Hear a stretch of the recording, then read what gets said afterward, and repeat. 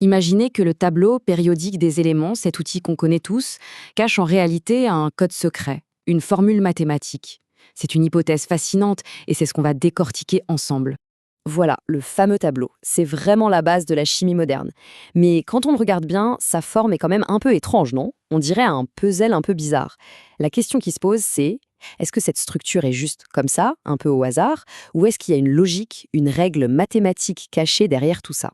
Il faut savoir que pendant très longtemps, les scientifiques eux-mêmes trouvaient cette organisation assez chaotique, complexe, irrégulière. Un chercheur a même dit que c'était le tableau le plus hétérogène de la science. Ça donne une idée de l'énigme que ça représentait. Et c'est là que ça devient vraiment intéressant. On en vient à se demander, et s'il existait une loi mathématique toute simple, une seule équation, qui pourrait non seulement expliquer, mais carrément prédire toute cette structure? Eh bien, cette idée, un scientifique du nom de Jean-Claude Pérez l'a prise très au sérieux. Il a justement proposé ça, une équation capable de prédire la forme du tableau périodique. Il a baptisé sa trouvaille l'équation générique de Mendeleïev. L'idée, c'est d'avoir une loi capable de construire, de générer toute la structure du tableau à partir de zéro, ou presque. Bon alors, à quoi elle ressemble cette fameuse équation? Allons voir ça de plus près. La voilà. Au premier abord, elle peut faire un peu peur avec ses parenthèses et son carré. Mais en fait, c'est beaucoup plus simple qu'il n'y paraît. P, c'est juste le numéro de la ligne, la période du tableau. Et C de P, c'est le résultat, c'est-à-dire le nombre d'éléments que l'équation prédit pour cette ligne. Le petit truc à comprendre, c'est cet opérateur ent.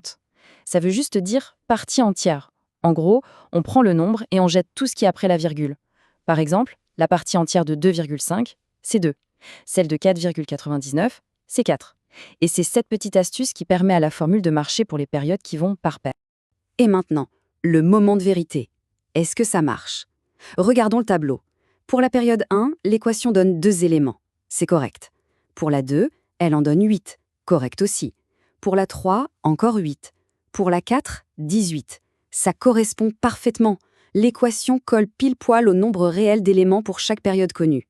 Et ce qui est encore plus fou, c'est qu'elle prédit même le nombre d'éléments pour les périodes futures, comme 50 pour la période 8. Ok, donc l'équation fonctionne. C'est déjà impressionnant. Mais ça va plus loin. Ce n'est pas juste un calcul sur un bout de papier. Cette formule suggère en fait une manière complètement différente de voir le tableau, de le voir en 3D. Et voilà à quoi ça pourrait ressembler. À partir de son équation, Pérez a imaginé ces modèles en 3D qu'il appelle des structures cristallines. D'un coup, le tableau plat qu'on a l'habitude de voir se déploie dans l'espace. Il devient une forme symétrique qui fait penser à un diamant. C'est une réorganisation totale de notre vision de l'ordre des éléments. La question qu'on doit se poser maintenant, c'est est-ce que c'est juste un joli tour de passe-passe mathématique, une coïncidence heureuse, ou est-ce que ça révèle quelque chose de bien plus profond, un lien avec les lois fondamentales de la physique? Pour répondre à ça, il faut faire un petit détour par la physique quantique. On sait que la structure de chaque atome est décrite par 4 nombres quantiques. Ce sont eux qui dictent comment les électrons s'organisent et quelles sont leurs propriétés. Et c'est là que tout se connecte. D'après l'article de Pérez, sa formule n'est pas arbitraire.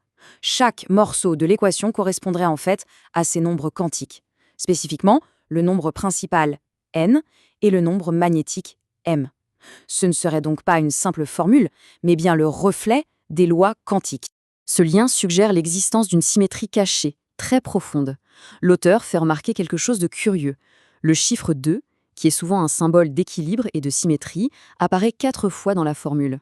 Il est là pour multiplier, pour diviser, pour additionner et en exposant au carré. Hasard, pour le chercheur, c'est peu probable, c'est un indice de plus. Bon, récapitulons un peu. Qu'est-ce que tout ça nous dit, au final? Quels sont les messages clés à retenir de cette exploration mathématique? Alors, si on résume la proposition de l'auteur, il y a 4 points essentiels. Premièrement, la structure du tableau périodique n'est pas aléatoire, elle est prédictible. Deuxièmement, une seule et unique équation générique suffit pour la calculer. Troisièmement, cette équation n'est pas sortie d'un chapeau, elle serait directement contrôlée par les nombres quantiques. Et enfin, et c'est peut-être le plus important, elle pourrait nous aider à prédire les propriétés d'éléments qui n'ont même pas encore été découverts. Tout ça nous laisse avec une dernière question, une pensée assez vertigineuse. Si un code aussi simple et élégant est caché au cœur de la chimie, dans le tableau périodique, alors quels autres grands secrets de notre univers sont là, sous nos yeux, attendant juste d'être révélés par la beauté des mathématiques ?